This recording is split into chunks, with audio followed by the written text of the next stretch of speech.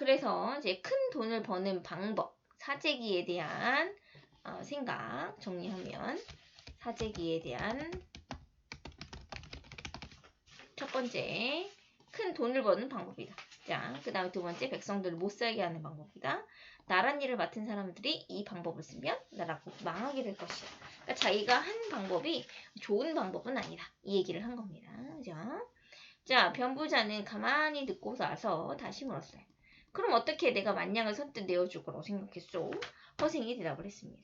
그거야, 하늘에, 자, 옛날 고전설에 이런 말 나와요. 내가 너무 힘들어. 못 버티겠어. 근데도 그게 누구의 뜻이야? 하늘의 뜻이야. 자, 이런 거를 운명론적 사고관이라고 얘기하거든요. 그래서 여기 운명론적 사고관이 있어요. 알겠죠? 내가 이렇게 된 것도 다 하늘의 뜻이야. 운명론적 사고관. 고전설에서 매우 흔하게 잘 나오는 사고관입니다. 내 잠작으로 내 주가 100만 양을 모을 수 있다고 생각은 했지만 일이 이루어지고 말고를 어찌 내 맘대로 할 수 있겠소.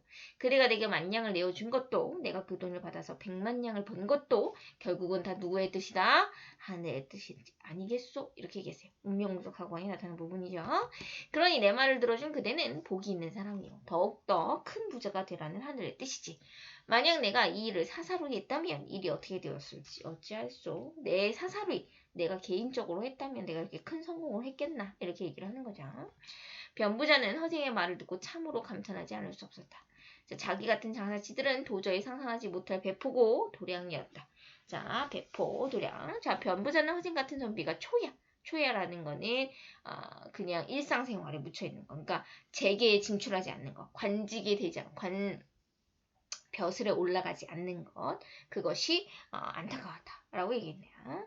자, 초에 묻혀있다. 일반 백성으로 사는 걸 말하는 거예요. 관직에 오르지 않고 관직에 오를 만큼 그런 배포가 있는 사람이다. 라고 본 거죠.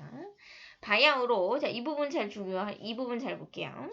지금 4대부들은 남한산성에 자, 여기 부분이 저 포인트입니다. 남한상속의 치욕을 씻으려 하고 있어. 자, 여기 부분이 중요해요. 남한산성을 우리가 빼앗게 거기서 이제 왕이 그지 항복을 하죠. 그래서 청나라에게 고두사비합니다. 절을 하고 머리를 찍으면서 읍소를 하죠. 자, 그래서 이걸 병자호란이 당시 시대적 배경이고요.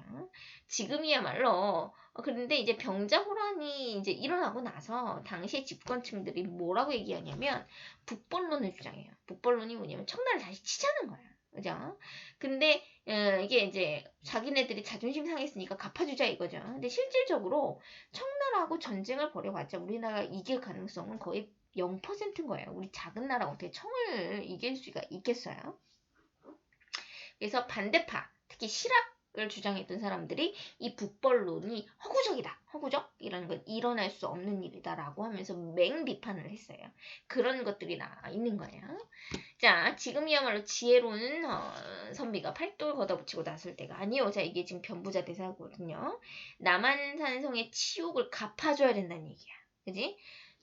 지혜로운 선비들이 앞장서서, 그지? 그러니까 북벌론을 주장하는 거죠. 청나라를 쳐야 된다는 얘기죠. 그렇게 얘기를 하고 있는 거고요. 그런 재주를 가지고 어찌 괴롭게 파묻혀 지낸단 말이요. 어허, 예로부터 묻혀지는 사람들이 어디 한둘이요. 자, 재능이 있지만 초야에 묻혀지는 사람들이 많단 말이에요. 지금도 신기하고 뛰어난 재주를 가지고도 때를 만나지 못하여 산속과 바닷가에 묻혀 세월을 보내는 사람들이 많지요. 자, 무슨 뜻이냐면 이런 사람들이 어떤 사람들이냐면 능력이 있어요. 그지? 능력이 있지만 등용되지 못하는 사람들. 등용이라는 건 관직에 오르는 걸 말하는 거거든요. 그런 사람들이 한둘이 아니다. 아주 많다. 자, 그럼 누구의 잘못이라는 거야? 이 나라를 이끌어가는 사람들이 잘못이라는 거야. 이런 능력 있는 사람들이 왜 썩히게 이런 사람들을 빨리 등용해서 이런 사람들의 능력이 맞는 이런 사람들이 능력을 발휘할 수 있는 장소에 딱딱딱딱딱 관직을 주고 등용을 시켜야 되는데 그렇지 못하고 있단 말이야. 그러니까 정치 문제도 지금 비판을 하고 있는 거야. 그러니 오늘날 국정 맡은 자들의 그릇을 비판하죠. 그죠? 이들을 제대로 등용하지 못하는 사람들을 비판하고 있어요. 알만하지 않소. 나는 장사에 재주가 있는 사람으로 자 여기 부분 여기 시옷 부분이 별표고요. 중요하고요. 자 그러면 뭐를 비판하는 거냐면 지금 인재를 그지 인재를 제대로 등용하지 못하죠. 인재를 제대로 등용하지 못하는 집권층을 비판한다. 정치적 문제를 지금 얘가 꼬집었거든요. 지금 얘가 조선 사회의 문제점을 크게 두 가지 카테고리에서 이제 비판하는데, 경제 구조의 문제, 아까도 얘기했죠. 무역이 거의 일어나지 않고, 그다음에 유통 구조가 매우 취약하고 자급자족으로 이루어지는 경제 구조. 결론적으로 말하면 경제 구조가 매우 취약하다. 이 부분을 한번 지적을 한 거고, 정치적으로 지적할 만한 내용은 뭐냐? 인재를 제때 제대로 등용하지 못해서 지금 활용을 못 한다는 거예요. 그죠? 나는 장사의 제주에 있는 사람으로 내가 본 듯이 구왕의 머리를 살 수 있을 만큼, 구왕, 청나라의 실권자 이름이에요. 그러나 그것을 그냥 바닷속에 던져온 것은 마땅히 써먹을 데가 없었기 때문이요. 자, 왜 만냥이 이 조선사회에서 유통시킬 수 있을 만큼의 돈이 아닌 거야. 너무 지나친 돈인 거야. 자, 길게 한숨을 쉬고 돌아갔다. 이렇게 나와 있습니다.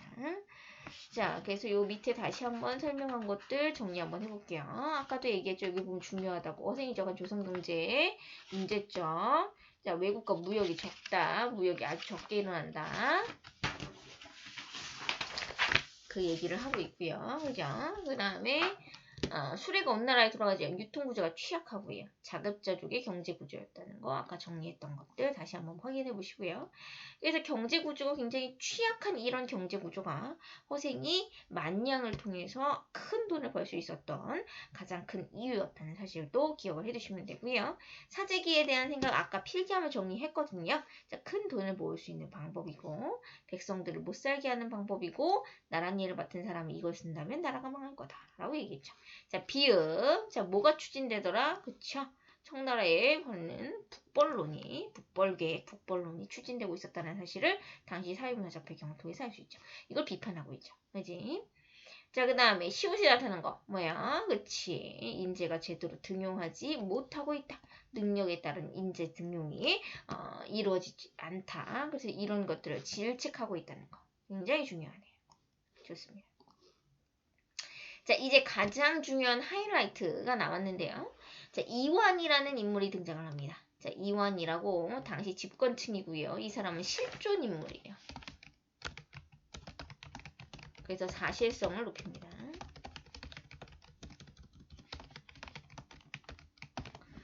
그래서 실존 인물이고 사실성을 높이는 인물이고요. 그래서 이 사람이 이제 허생이 뛰어나다 변부자로부터 이야기를 듣고 계책, 나라를 제대로 운영할 수 있는 어떤 방법들을 제안을 듣고자 이제 찾아오게 되고요. 그래서 허생이 제안하는 이 계책이라고 하거든요. 이런 것들이 어떤 것들이 있는지를 잘 보셔야 돼요. 그게 메인 시험 문제거든요. 자, 변부자는 오래전부터 이완과 친분이 있는 사이였고요. 때마침 이완이 어용대장 직급이겠죠. 되어서 변부자를 찾아왔습니다. 혹시 백성 중에서 신기한 재주를 숨기고 있어서 큰일을 해볼 만한 사람이 없던가? 자, 당장 허생의 이야기를 해주었다는 거죠. 변부자의 말을 듣고 난 이 대장은 깜짝 물었습니다. 놀랍구나. 정말 그런 사람이 있단 말인가? 그래. 그 사람 이름 뭐라고 하던가? 소인이 그 사람과 3년을 가까이 지냈는데 아직도 그 이름을 모르고 있습니다. 그냥 허시성을 가졌다는 것밖에 모릅니다. 자, 그 사람이 보통 사람이 아닌 게 틀림없네. 라고 하면서 이제 허생을 만나러 가게 되죠. 밤이 되자 이 대장은 수행하는 병졸들을 모두 물리치고 변부자와 단둘이 허생의 집을 찾아가게 됩니다.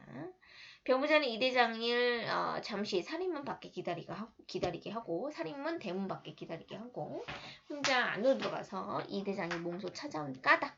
자, 그래서 이 대장 허생과 이야기를 나누고 싶어하는 까닭을 이야기했어요. 그랬더니 허생이 변부자 어쩌면 들은 척만 척해요. 들은 척만 척. 그러니까 별로 반가워하지 않았다는 거죠.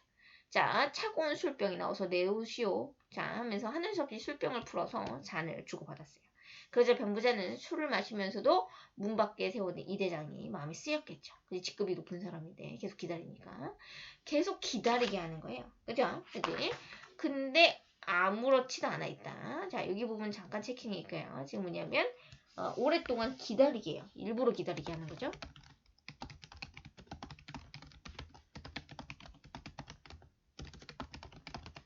하고 있다는 거. 그 다음에 손님 좀 불러볼까? 밤이 깊어서야 그제야 손님 좀 불러볼까? 이랬단 말이야. 자, 여기 번호 달게요. 여기 1번. 그 다음에 자리에서도 일어나잖아. 반갑다는 인사도 안 했어요. 이 대장은 몸둘 바 몰라 하다가 자기 민망하겠죠?